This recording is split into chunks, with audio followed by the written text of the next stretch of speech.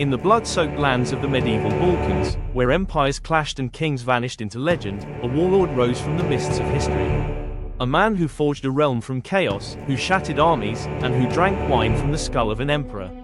This is no fantasy. This is Khan Krum, conqueror of the Avars, destroyer of emperors, and the iron lawmaker of the First Bulgarian Empire. This is the legend of Krum the Terrible. The early 9th century was a time of transition. In the lands north of the Byzantine Empire, a new force was stirring. The Avars, once feared raiders of Europe, had collapsed under pressure from the Franks in the west and Slavs from within. Into this power vacuum stepped a leader of fire and vision, Krum. We know little of his early life.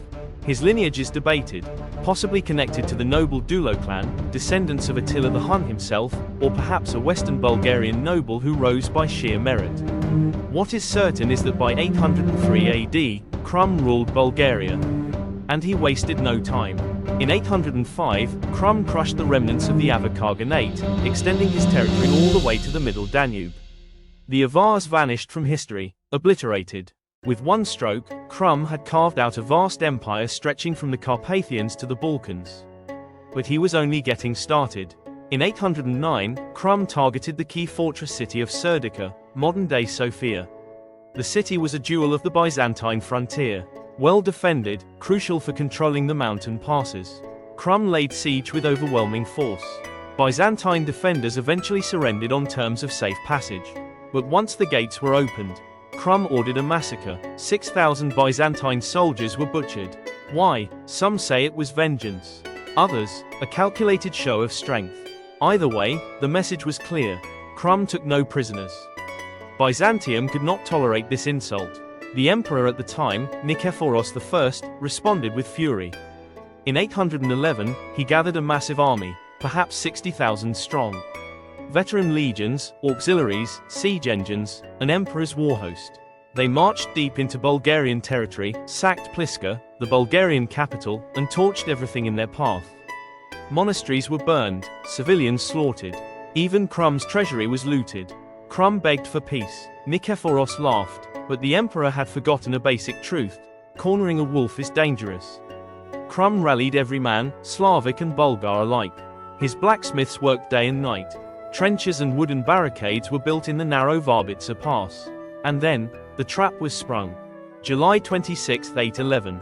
The Byzantine army tried to retreat through the Varbitsa Pass, unaware they were walking into the jaws of death. Krum's warriors rained destruction from the cliffs. Trees were felled behind the Byzantines. They were trapped. Panic, chaos, slaughter. Emperor Nikephoros was killed, one of the few Byzantine emperors to die in battle. His son barely escaped with his life. But Krum wasn't done. He ordered Nikephoros' head to be taken, cleaned, and lined with silver. He used it as a drinking cup. To the Bulgars, it was a sacred victory. To the Byzantines, it was a nightmare made flesh. But Krum was more than a butcher. He was a state builder. Realizing that a warband was not enough to rule an empire, Krum created one of the earliest legal codes in Eastern Europe. His laws were harsh, but just: theft, amputation or death, drunkenness, banned. Landowners who mistreated peasants, severely punished. He centralized power, controlled trade, and ordered the relocation of entire populations to strengthen his empire. He brought order where there had been chaos, law where there had been might. In 813, Krum marched south again. This time, his army crushed the Byzantines at the Battle of Versinikia, near Adrianople. Emperor Michael I fled in disgrace. The road to Constantinople, the Queen of Cities, was open. Krum approached the walls with war machines, battering rams, and elephants. The empire panicked. Byzantine officials offered to negotiate peace. Krum agreed, and walked into their trap. An assassination attempt was made.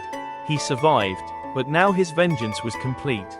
Krum razed the countryside. Cities burned. Fields were salted. Entire populations, men, women, children, were taken north as settlers or slaves. He began preparing a full siege of Constantinople. And then, he died. In early 814, as his armies gathered and siege engines were constructed, Khan Krum died suddenly. Poison, stroke, divine intervention, no one knows. But his legacy was immortal. Krum became a boogeyman in Byzantine chronicles, a hero in Slavic tales, and a godlike figure in Bulgarian folklore. Stories claimed he could bend iron with his bare hands. That his cup cursed those who drank from it. That his howl before battle drove men mad with fear. His skull cup passed into legend. The empire never forgot the taste of Krum's fury. Krum's successors, like Omertag, continued his work, expanding and stabilizing the empire. But Krum had laid the foundation. He destroyed the Avars. He defeated the Byzantines not once, but twice. He codified law, centralized power, and transformed a tribal confederation into an organized state. In a world of fleeting kings and forgotten wars, Krum remains. A warlord who became a lawgiver. A savage who brought civilization. A barbarian who humbled Rome itself. In war, he was brutal. In peace, unyielding. In legend, immortal. If you enjoyed this deep dive into history's forgotten legends, don't forget to like, subscribe, and comment below. Who should we cover next? Simeon the Great? Ivilo the Peasant King? Kublai Khan? Let us know.